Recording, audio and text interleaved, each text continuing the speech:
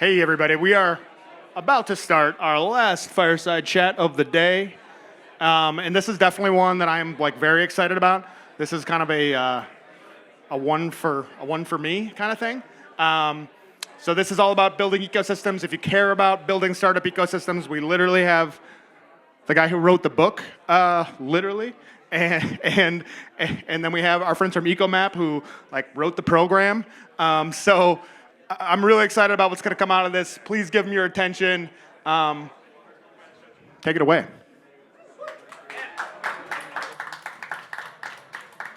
Awesome. Thanks, Ted. Is this on? It is? It's okay. Cool. How's everyone doing? Thanks for being here. Thanks for joining us. Really excited to spend some time with Victor Hwang. Same. The CEO, founder and CEO of Right to Start. Speaking of starting, I want to start at the beginning because I think your story is really inspiring. And I think it really grounds why you do the work that you do. And so as I was preparing for this conversation, you used an analogy of a football team or football players and football stadiums and teams. And so would love for you to walk us through why you became so passionate about entrepreneurship in the first place and how ultimately you ended up zooming out, trying to find an Archimedean lever to really push the industry forward. I love that. Hey, everybody. I love that idea of an Archimedean lever. Do you all know what that is? Okay. Archimedes, the Greek philosopher, said, if you give me a place to stand, I can lift the world, which is like if you can get a lever with the right fulcrum, the big enough lever, you can do anything. And that I think of entrepreneurship as that Archimedean lever. So Austin is where I went to high school. So this is my town. So I actually came back a couple days earlier and saw my parents and got to hang out. And this town is, I graduated from high school in 1989, which is like old days, pre internet. I mean, the internet was around pre-web, I guess is the better way to think of it. And so when I was in high school, I finished high school here in '89, and I was lucky enough to get into Harvard for college, but my parents could not afford to send me.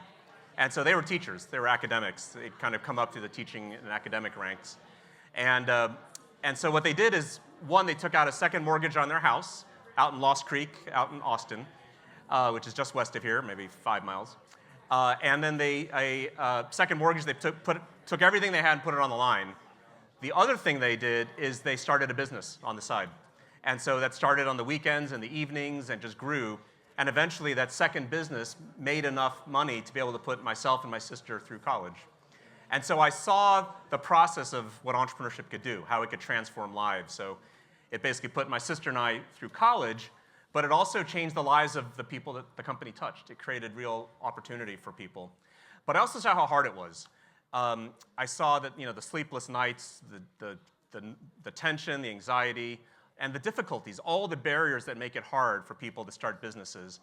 And so over the course of my life, I've been doing work around entrepreneurship, starting businesses, investing in businesses, selling them, shutting them down, but then getting involved in this work of how do you build entrepreneurship and innovation at scale, at the level of cities or states or even entire countries. And it became sort of my calling, which is I realized that entrepreneurship could be a lever that could transform so many lives. At the same time, the barriers were so high, and they were unevenly spread. It was not democratized, that some people have a much easier time starting and building businesses than others. And in fact, I think over the last few decades, we've seen it in many ways get less even. It's actually in some ways easier, but in many ways harder for people to be able to start and build their own businesses. And so one example, you talk about sports teams, and we're in this is a sports town. We're not too far from the Texas football stadium here. But there are people that play the game, and then there's coaches that coach the players. But most people don't think about the design of the game or the league, right? How are leagues set up? How are games set up to create the play that you want? And so that's kind of what I think of as ecosystem building or ecosystem design, which is how do you design the game to make it better for the players to play the best games possible? And that, in our life in kind of America today, in 2025, we actually don't talk about that much. Like, if you think of the players as entrepreneurs, people trying to build something to fill a gap in society, create wealth for themselves, for their families, to create products and services that don't exist, do we make the game a good game for them? And we don't ask that question. And I think what we found, and we've done a lot of polling on this, is people actually don't think it's a fair game anymore. The system, the game is kind of tilted against ordinary people. So that's probably a longer answer than you wanted. No, that's perfect. And you mentioned something that I want to tug on a little bit. You said in some ways it's easier, in some ways it's harder. Can you expand on that? Sure. Well, in some ways it's easier to start a business than ever because of the digital tools. I mean, technically, you could roll out of bed. You could, without even showering or changing your clothes, you could start a business. You could prototype a product. You could build a supply chain for it. You could build marketing channels for it. You could build sales channels for it. You could start advertising for customers. You could actually build an entire company in a day and start generating like business out of it. But we don't have the rest of the system. We have basically people trying to build 21st century businesses where the rest of the system, the governmental system, the economic system is actually in the 20th century. And so if you think about all the things that touch entrepreneurs, all the issues that touch entrepreneurs, we don't really talk about them. So one simple example I think of, which doesn't get talked about, is buying a home. So right now, if you want to buy a home and you want to apply for a mortgage, what do they ask you? What's your W-2? Yeah. Right?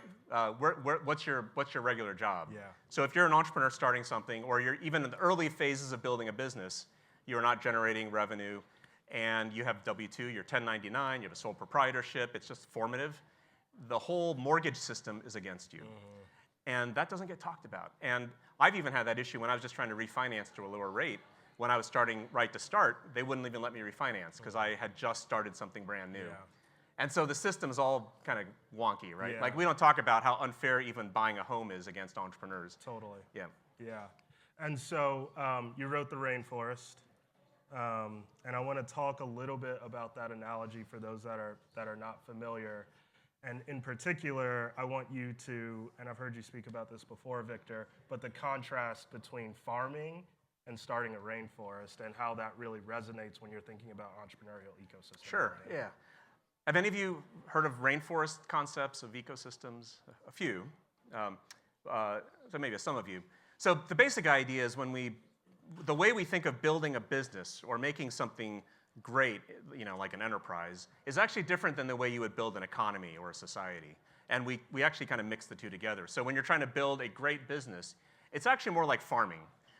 Generally, I'm exaggerating a bit, but you find a need, you want to create this crop, like a really great crop, let's say it's corn.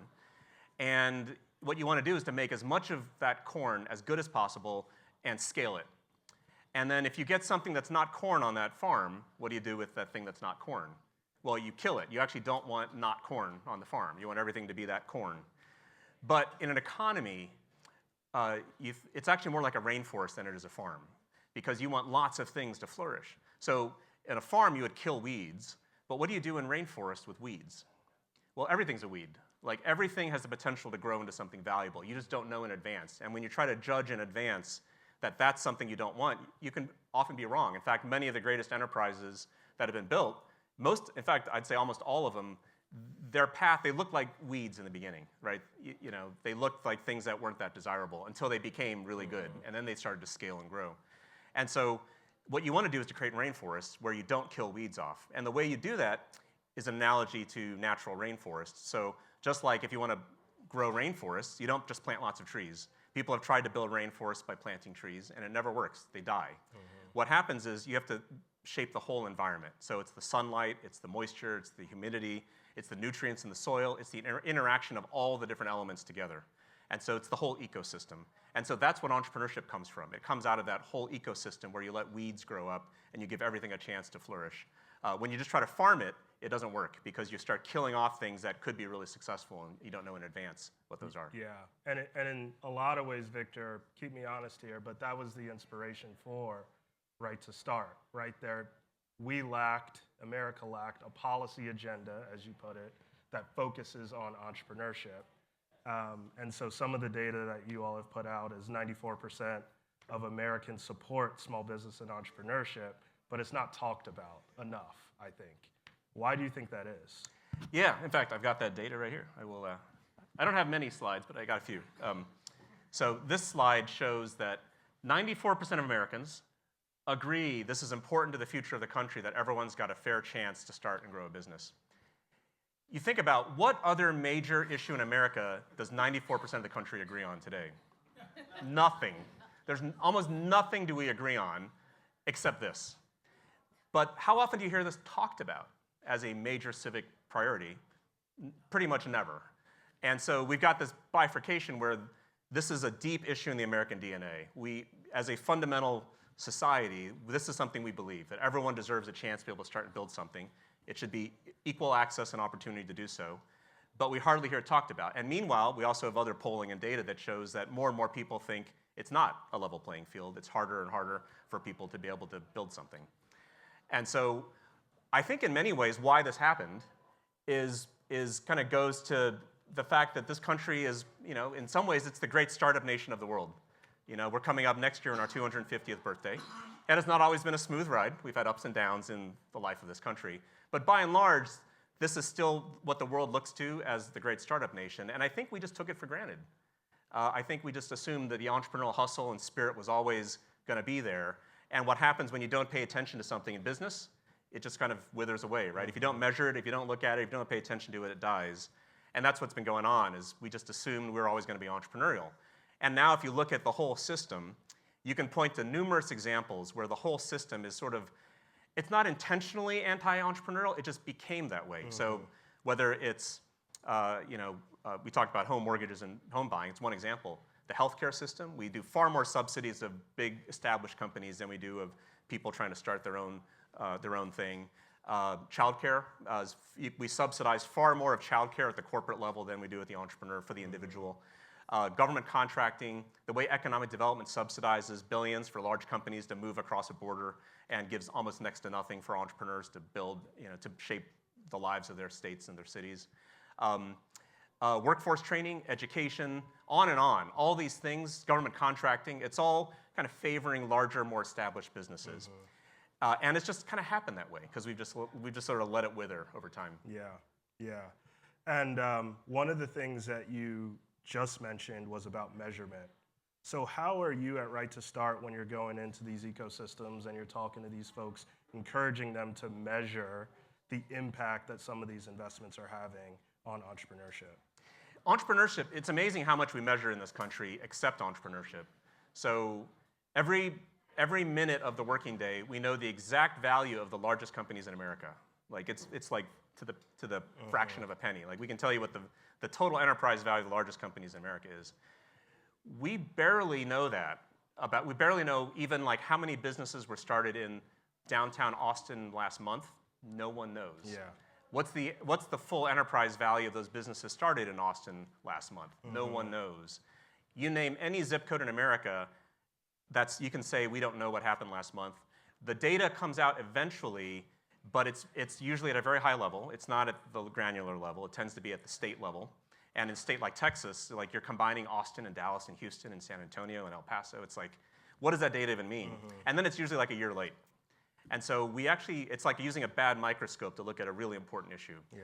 And so we actually don't track it well at all. And so a big part of what we've been trying to do, and you guys do amazing work, which is building like a digital infrastructure to do this, but we've got to do a better job at sort of tracking what is the entrepreneurial enterprise value that's getting created in America, and not just last year, but last month.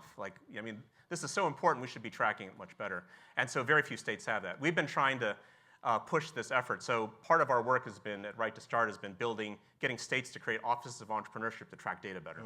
And so now we've actually had 2 states where we had laws passed called Right to Start Acts that actually require data tracking around entrepreneurial activity to start looking at what's really going on for people starting and building businesses in different places. And now we've had about 5 other states that have copied that similar model, but they're all trying to figure out how do you do this. Yeah. And so this is a work in progress. Yeah.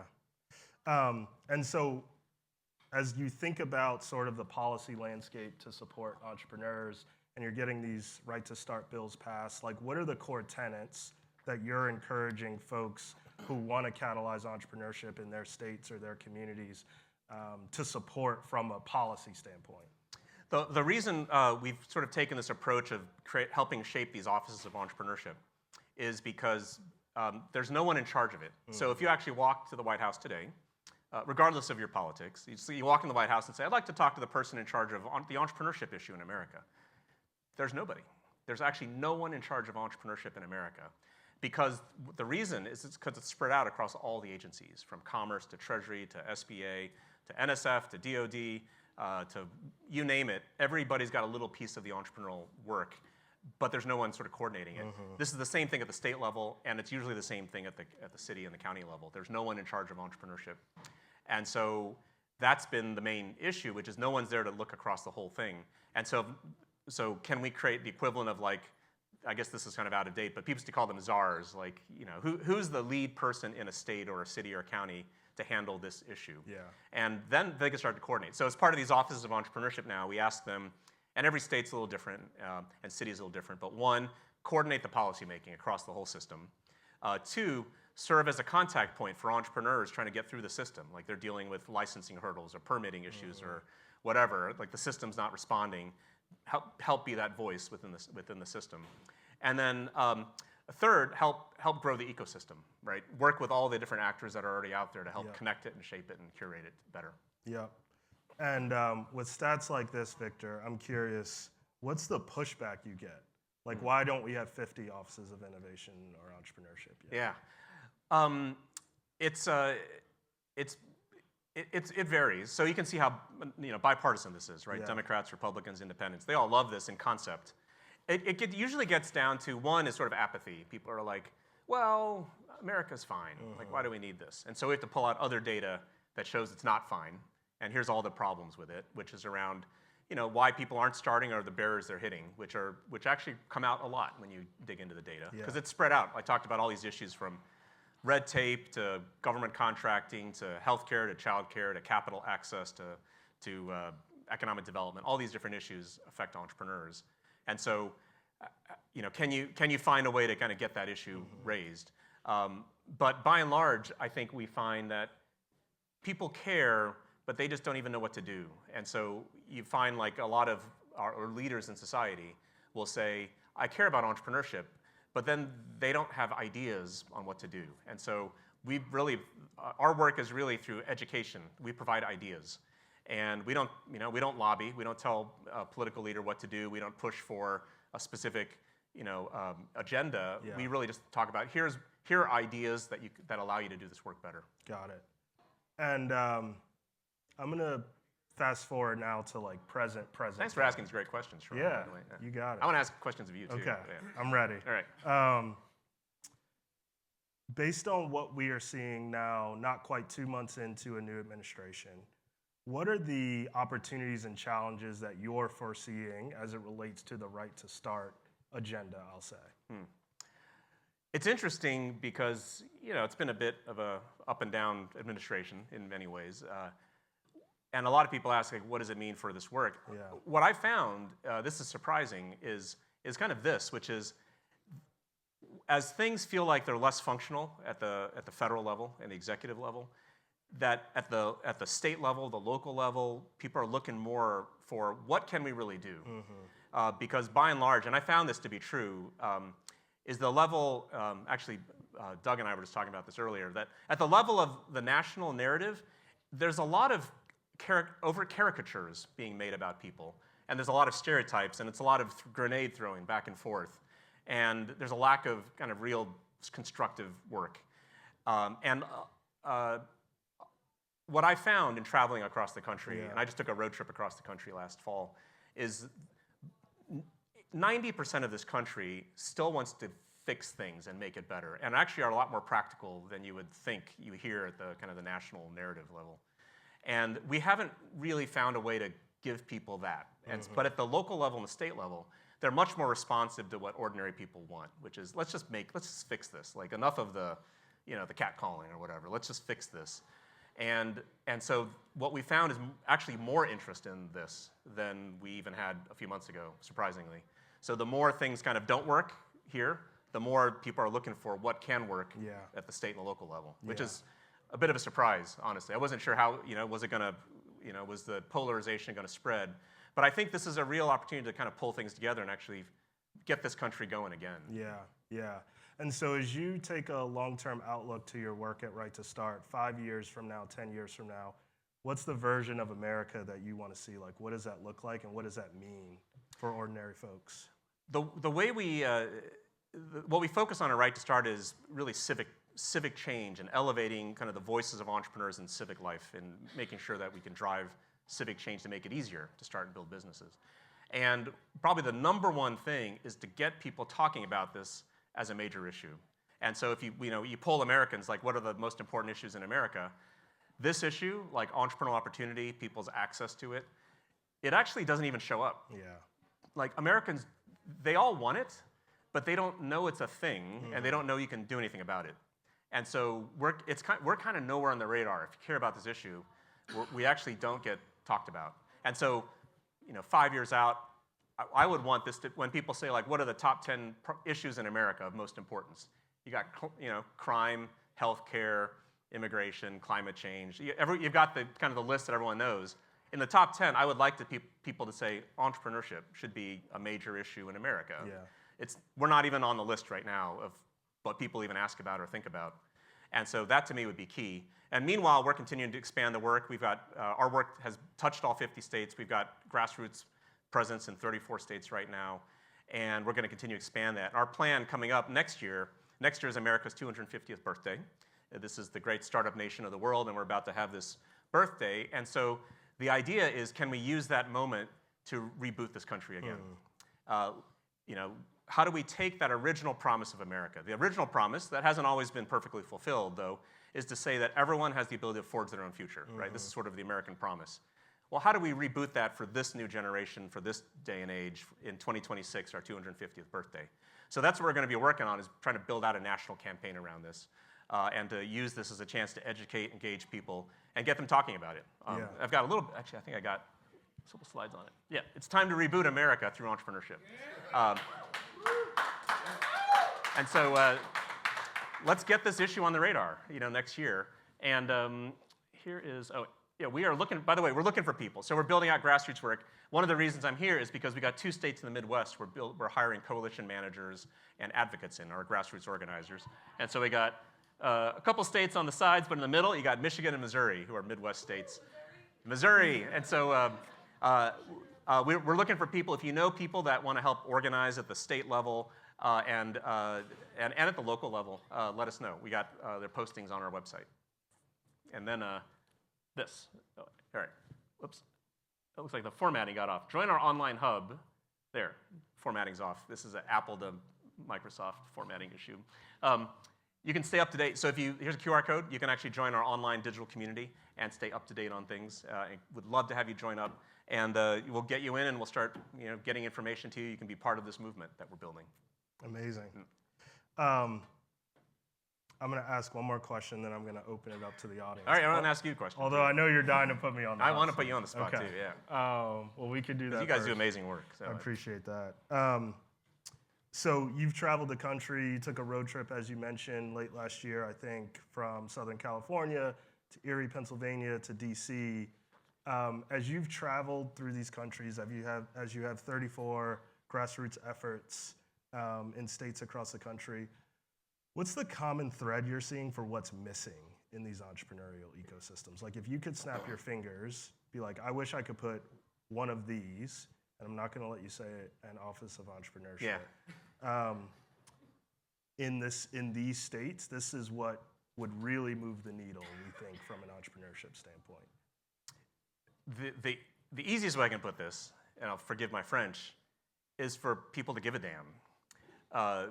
Because the issue now with entrepreneurship is people like us in this room, we care about it, or we wouldn't be here. Yeah. South by Southwest, the Midwest House, this is like people that we already give a damn. The challenge is the next ring of people out don't care. And we are very passionate about this issue. We know how important this issue is. Almost all net job growth in the economy comes from young businesses. I mean, GDP growth comes from young businesses. For every 1% increase in entrepreneurship, there's a 2% decrease in poverty. Like, this is a core issue that is core to American well-being, prosperity, our lives, our communities. But outside of this ring of people in the core, no one cares, honestly. And so we've got to get them to care. And this can happen. Like 20 years ago, I remember climate change was like the realm of like a little tiny group of people that were kind of viewed as a bit fringy, and now it's like a mainstream issue that gets talked about and debated by everybody. This issue needs to be moved from the fringes to the core, just like climate change did a couple decades ago, just like a lot of other issues have moved from the fringes to the core. Yeah. And so that's the issue, is can we get people to care that don't care right now? And to me, it's really interesting because I feel like in America, we do in some ways idolize successful entrepreneurs. And there's a rapper that says, "You wasn't with me when I was shooting in the gym." And so I think, to your point about giving a damn, I think we need like more people shooting in the gym with us. Yeah. And so it's like, how do we cultivate that environment among ecosystem builders and people that do give a damn so that we can have more folks that are successful and make all the benefits happen that you so eloquently alluded to around entrepreneurship? I think that's it. I mean, we've all got friends that aren't in the entrepreneurial world. And when you talk about entrepreneurship, what do you usually get? It's like, oh, like they don't even know what to say, right? They're just like blank. They don't realize like what you're doing is so important. It's so hard. You need them to help. Like there's no narrative beyond like, oh, that was a great successful entrepreneur. But what does it mean for the rest of us, right? And that, I think the sense of the rest of society feeling like a sense of ownership in the life of every business is missing in the country. And I think that's doable, because it's true. That's what the data shows, is that the life of every entrepreneur affects the rest of us. And so we need to kind of get that out there and talk about it a lot more. Yeah, and that's not obvious to people. It's not obvious at all. In fact, they think it's your problem, right? You're starting a business, oh, good luck. Yeah. Like, it's as opposed to, I'm vested in you, right? Our community is vested in you. We're all participating in your success. But we need to get there where people realize that, because sometimes when people do other things, people will say, "Oh yeah, you're helping feed the homeless." Well, I care about that. I want that. I want to be part of that too. With entrepreneurship, they don't feel like a sense of ownership as a society. Yeah. So we need to get people to care. Totally. Yeah, this is doable. Yeah. Yeah, We can do it. Yeah, We'll do it. So I'm gonna ask you. Okay. So what are you learning? I mean, you guys are in, almost every state. I mean, cities all over the country. You're basically building a digital operating system or infrastructure for entrepreneurship in these places. Surely you've learned a little bit along the way. What are some big takeaways? I think, frankly, you hit the nail on the head when you said people that give a damn. And so I think when you give a damn, you're willing to take more risks. You're willing to challenge the status quo. You're willing to try new things. And so when we went to market initially with our product, that's what was required, right? You think about the adoption curve, all of these early adopters who said, an ecosystem mapping platform makes a ton of sense. And now we have early adopters saying an ecosystem management platform makes a ton of sense. And so our view of the world is that this will be core digital infrastructure for managing any ecosystem. It's like, how do we find our way? And so as you think about the evolution of navigation from literally using the stars to now having turn-by-turn directions in your pocket, I think that's how we're thinking about how we can support and help people navigate the complexities of an ecosystem. And we're really excited about some of the opportunities that we've had with cities like Baltimore and partners like Upsurge and others that we're working with across the country to really enable that to happen at a faster pace, right? I can't remember if I got this from you, Victor, but entrepreneurs are very impatient. I'm very impatient. And so it's like, how do we accelerate that adoption? It's by telling the stories of success where these types of tools has had an opportunity to really elevate and accelerate the entrepreneurial momentum there. I love that. I love the analogy to kind of, like a map app on your phone. Like, Totally. You can get around physically, but how do you create value in the world? There's no app for that really yet, right? Yeah. And you're building that right For now. sure. And it's also driven sort of society sort of taking a vested interest in letting everybody have that chance. Yeah. I love that. Absolutely. Yeah. Awesome. Questions? Yeah. So much. Do you guys focus on digital entrepreneurs or technology only, or At Right to Start, just curious? wide open. And we think of everyone deserves the right to build their dreams. And so we think whether it's someone doing a tech startup, in their bedroom, or someone in their garage, or it's someone building a consumer product in their kitchen or their basement, or someone building a Main Street store, downtown Austin. It's really giving everyone the chance to be able to build their entrepreneurial ambitions.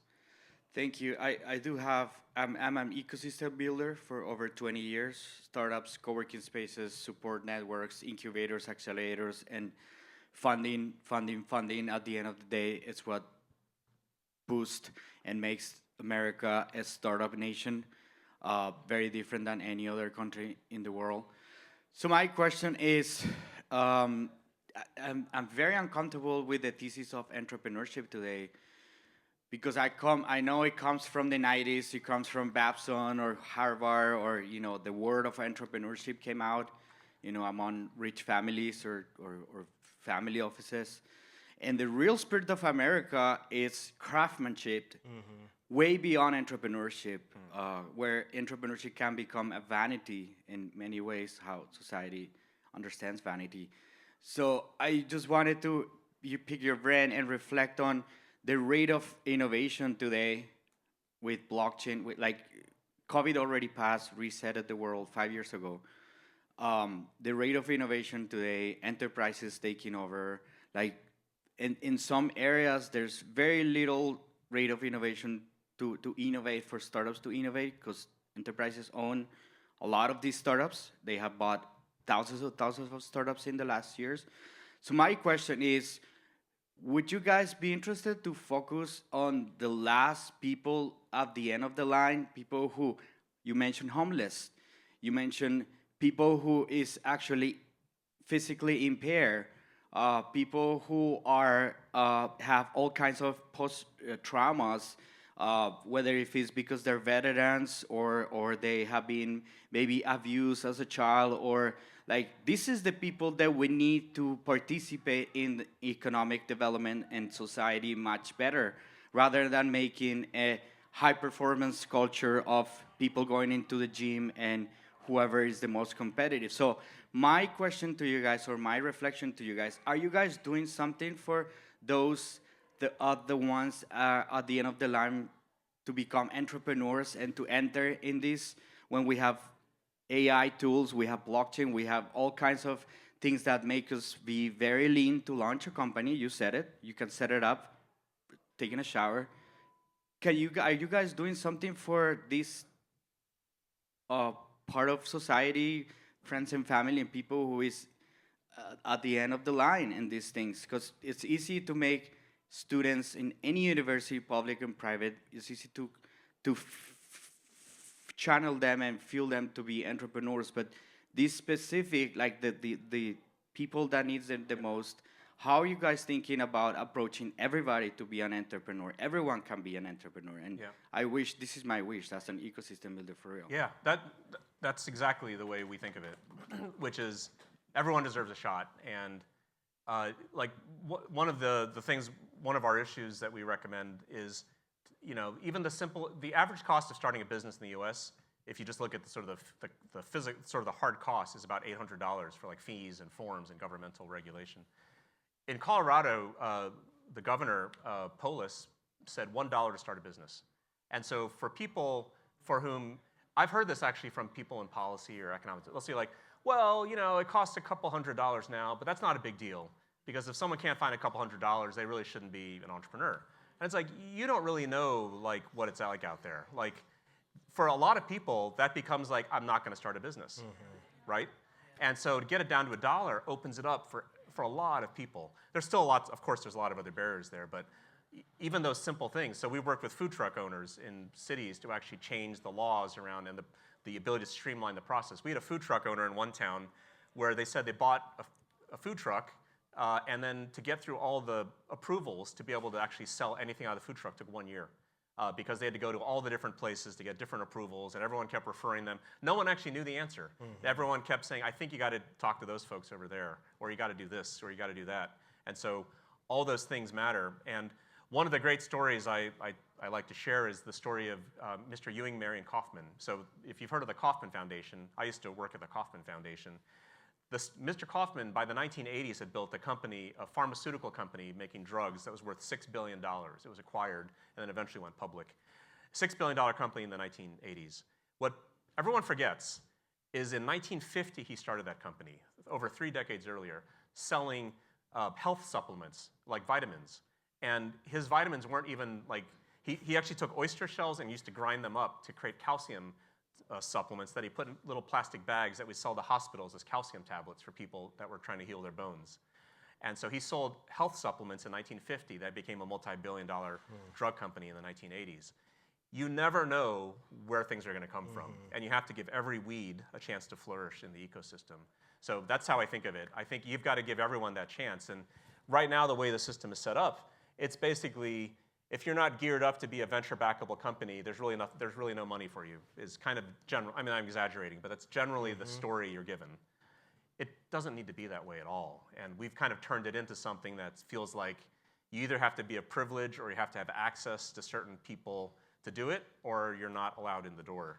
And that's just not the way it works, right? Anyone that's actually really been in business knows there's many different ways to get money. There's many different ways to start a business. It's not just one storyline. And so we've got to really open that up and make it much easier. There are many different stories in the universe we have to create for people. And I'll just add, that's why we started EcoMap, was to democratize access to this type of information, to democratize access to these types of networks, to your very point. We felt like it was too hard for those types of folks, as you mentioned, to enter the room, to get access to the network, to find that resource. It was all based on who you know, what school you went to, et cetera, et cetera. And so we feel like at EcoMap, by making it easier for folks to identify those resources, we're really leveling the playing field to create and accelerate the pace by which some of those other entrepreneurs can start to participate. And so we've done work in the veterans community. We've done work for affordable housing. The list goes on. Our belief, our viewpoint is that ecosystems are everywhere. It just so happens that we're focused right now on entrepreneurship and small business.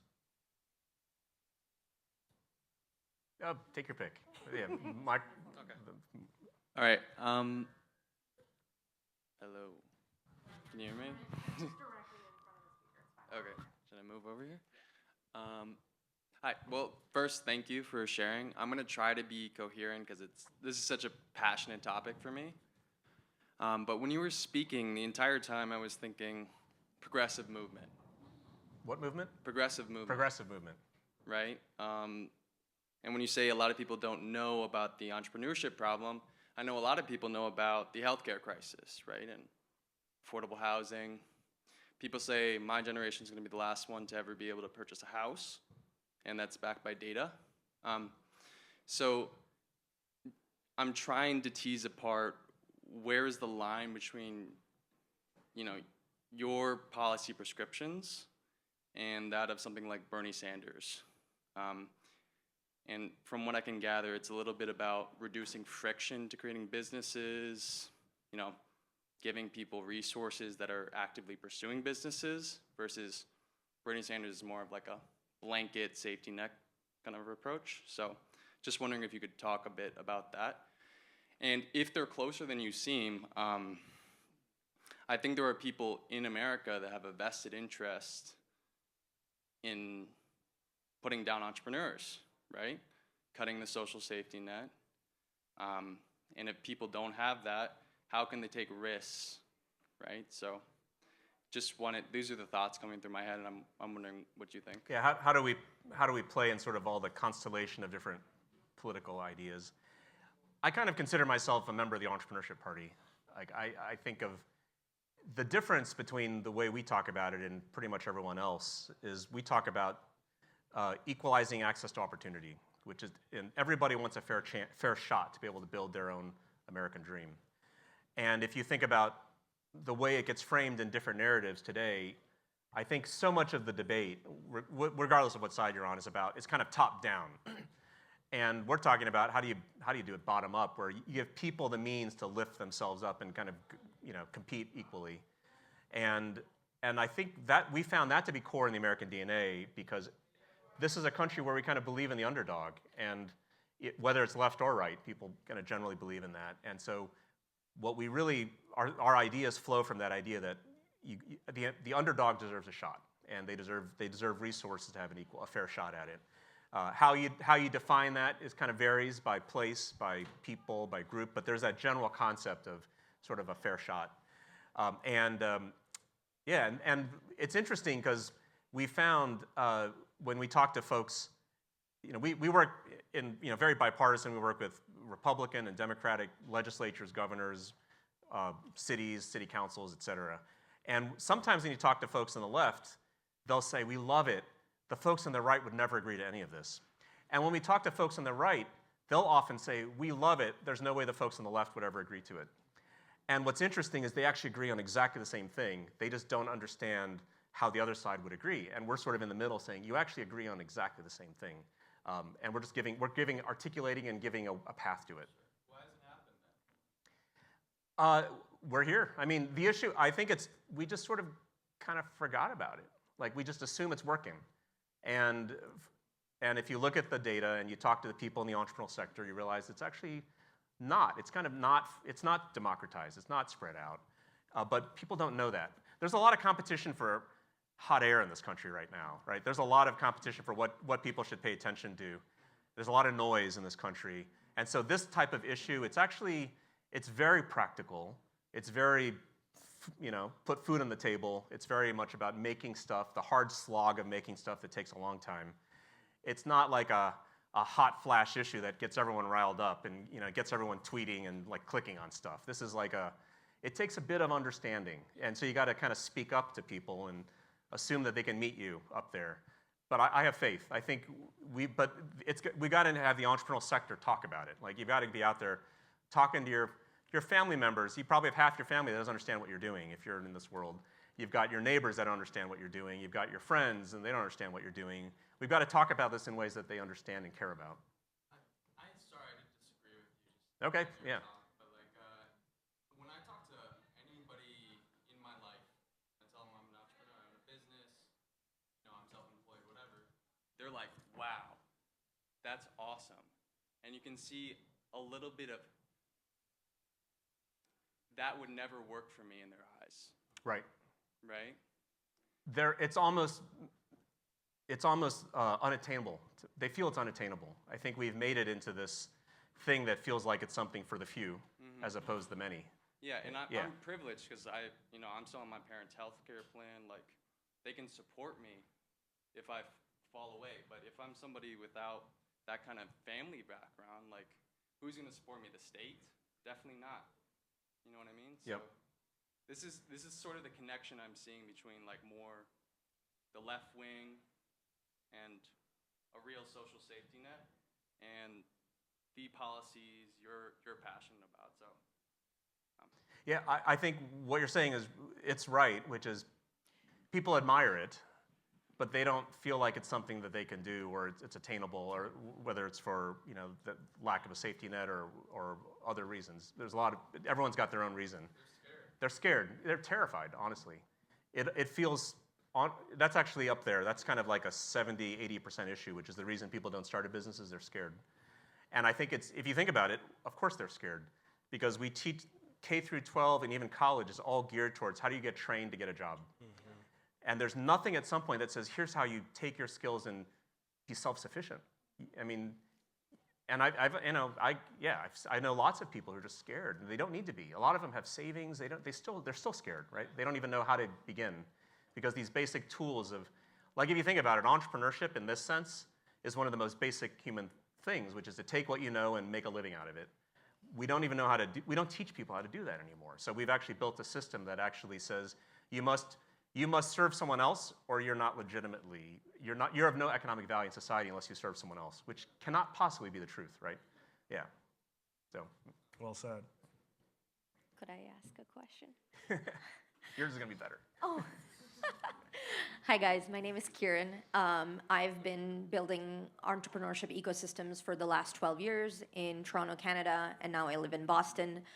One of the biggest things that I've seen around is the silos that we've built in the entrepreneurship ecosystem. Last year, I spent time interviewing 75 ESOs, accelerators, incubators inside colleges, universities, generally, like everywhere. What do you do? How do you provide support? there's this kind of workshop, there's this, hoop that an entrepreneur has to jump to get this resource, watch these videos to go apply for this funding. The path is not straightforward.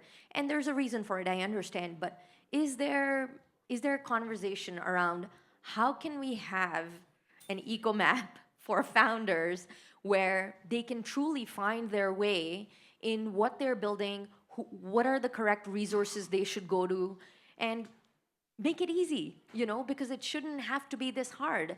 And how can we use AI to help accelerate that process for our founders who are really trying so hard to grow? Yeah. Was Yeah. that an EcoMap commercial? Yeah. Oh. Totally. I'm with you. Yeah. That's what we're trying to elevate. And we're trying to bring technology to bear, to your point about AI, to support these ecosystem builders. Because historically, an entrepreneur has to go talk to Victor, and then they talk to Kevin and Maria, and they're spending all of this time trying to navigate the ecosystem. And how do you sell into these organizations? It's challenging. I have a very similar product to yours called Founder Way, and the hardest part is to get people to buy into an AI product because they believe that founders need to go struggle and do this the way it's been done for years and years, and changing that mentality and allowing our ecosystem to cross the chasm. That's where I'm at right now. These are the conversations that I'm having. I'm like, how do you guys cross the chasm? Founders don't really have to do everything you did back in the day, and changing that mentality. Yeah, it's hard enough, right? Right. We don't need to artificially make it any harder, trust me. Right.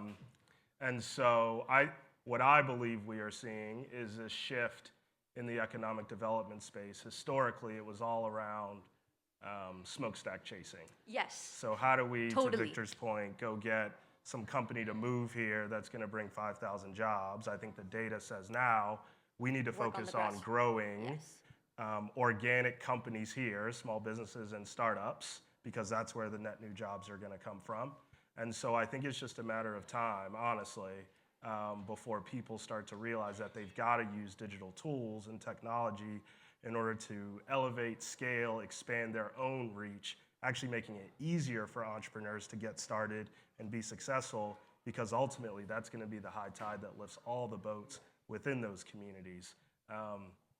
And so I think it's on folks like us to make sure that we're telling the story around the benefits, the outcomes that they might be missing out on by not investing in entrepreneurship. But I feel like I feel like there's a fear in losing their jobs or buy-in from the higher levels, where people are like, oh, this would never pass our security protocols and our accessibility protocols, and there's so much to stop from innovation happening within our innovation ecosystem. Sorry, I'm ranting, but thank you so much. It's a challenge for sure. It's definitely a challenge. I think it's about elevating the positive outcomes and the benefits and the ROI from our perspective. Yeah. Oh, no, it's exactly Happy right. to. Well, I mean, this is only in the last few years that there's an economic development industry. There's like a whole sector. They have an International Economic Development Council, all that world. Up until recently, entrepreneurship was actually not considered a legitimate way to do economic development in their official training curriculum. Yes. It's only in the last 3 or 4 years that they actually include entrepreneurship into an official way to do economic development. And I've been involved in that work, they've been involved in that work, and now it's kind of legit. And there's actually hundreds of people getting trained up at the city and the state and county level on how to do entrepreneurship-led economic development. Believe it or not, it took up until the 2020s for that to become legitimized as a field, as a means of economic development. So progress is happening, but it's a slow-moving ship, right? Add to your point, colleges and universities, when you graduate, they look at where did you get a job, Yeah. and all of that builds up the rating of the college. So being an entrepreneur actually is not to the benefit of the college. Career centers do not encourage people to go and start businesses. Yeah. And that's a conversation we're having right now, and they hate it. They're like, don't talk about it. And it has to be had on the dean and the provost level to bring change. The U.S. News college rankings looks at job placement. Absolutely. If someone starts a business, even if it becomes a really successful business and employs hundreds of people, it doesn't count. Right. So the college is like, don't do that. Yeah, no, for sure. So the whole system, and you think about whether it's colleges or even high schools. So there's lots of high school is doing entrepreneurship, programming and training. But what they do is they hit a ceiling because the teachers don't know how to get trained on it. The schools' curriculums don't really validate it. At the state level, they don't know how to measure it. Competency isn't measured. There's no testing system. It doesn't qualify you to get into college because it doesn't fit their rubric of how you measure a student. The colleges don't place people because of it. The whole system is a 20th century industrial system. Millions of dollars in the accelerator that's built within the college. Yeah, exactly. I know. Yeah. It's a system-wide problem that we've got to tackle in as many multifaceted way, and this is why we've got to talk about it, because there's no way one little organization like ours can do it alone. Like, we need people talking to every college, every high school, every school board saying, this is important, we need to change this. Yeah, so let's do it. Yeah, let's do it.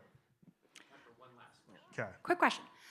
So I'm an ecosystem builder in Philadelphia, and from the outside looking in, there's so many of these smaller ecosystems that we see starting from scratch, quote unquote, which may or may not actually be accurate. But thinking of Pittsburgh, Baltimore being a great example, Tulsa, they have these excellent programs that seem like they came out of nowhere. Have you all encountered anywhere in your work these larger ecosystems that might have hit a plateau and have started to employ either novel approaches or perspectives to start to break through that and really revitalize ecosystems that might have had a lot of energy or momentum behind them at one point, but may have sort of hit a lull?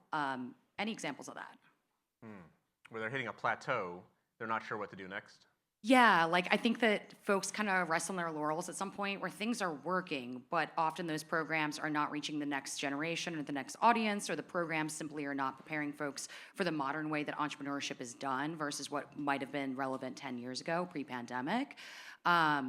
What are ways that maybe you can revitalize that energy and break through a lot of the things that we now hear in entrepreneurship and innovation? At least in our ecosystem, we hear a lot of like, well, that's the way it's always done, which is so antithetical to innovation. And it's especially disheartening when you're hearing that from larger institutions who really should be breaking through a lot of those fresh perspectives, but simply have not really brought a lot of new ideas to the table.